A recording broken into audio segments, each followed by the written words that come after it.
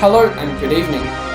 Fast food restaurants and cafes are ever growing and extremely popular for their affordable prices and fast service, creating a convenient and efficient means for their customers in the hospitality sector. But what exactly is it that creates the success behind these companies?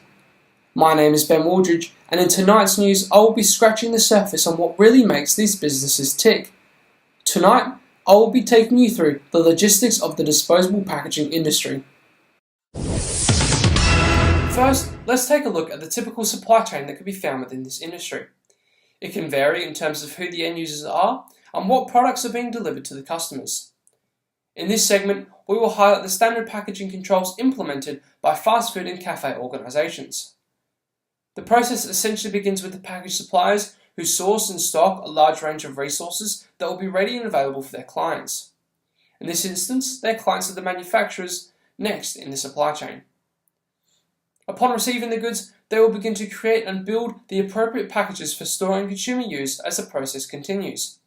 However, the storage warehouse will house these products until notice has been given for transportation to the next phase. Then, the distribution centres will deliver the goods accordingly with a time management structure to each restaurant and cafe who have requested products. Ultimately, it is the customers who will be purchasing these products, such as boxed meals or takeaway coffees, completing the entirety of the disposable packaging supply chain. Although the supply chain is one of the most important parts implemented, companies in the disposable packaging industry have to function some form of information system in order to help maintain business operations. Let's take a look. Biopack are one of the most successful environmental packaging companies, collaborating with some of the largest organisations today. Their most recent acquisition highlights Coca-Cola's plans in reduction of plastic consumption through straws, moving to a paper straw market as of January 2019.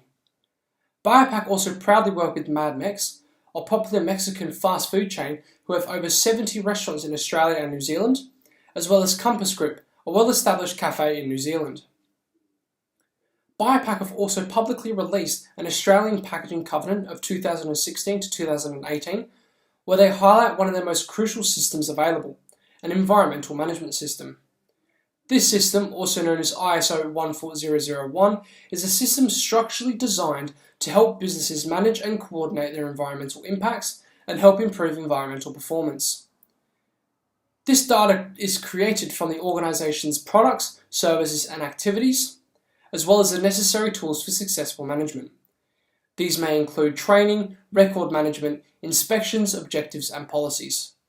Let's take a look at this system close up.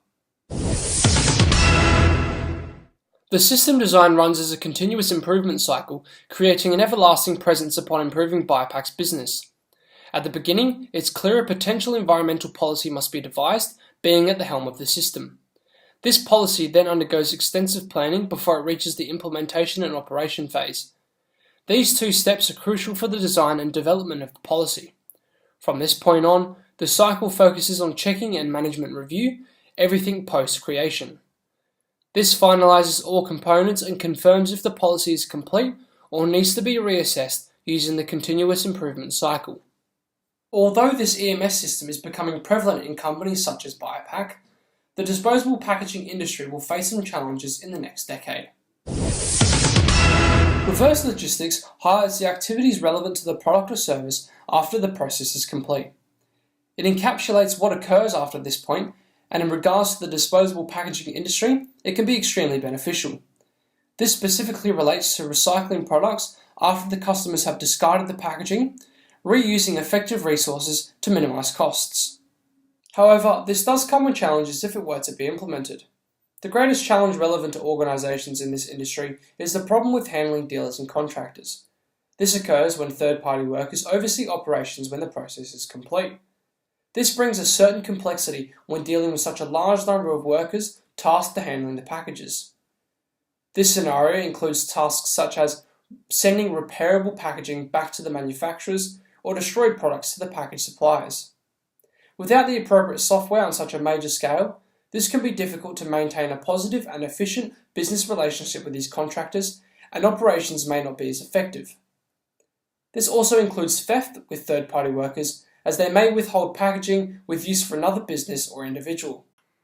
Unfortunately, that is all we have time for tonight. My name has been Ben Waldridge. I appreciate you listening about the logistics of the disposable packaging industry.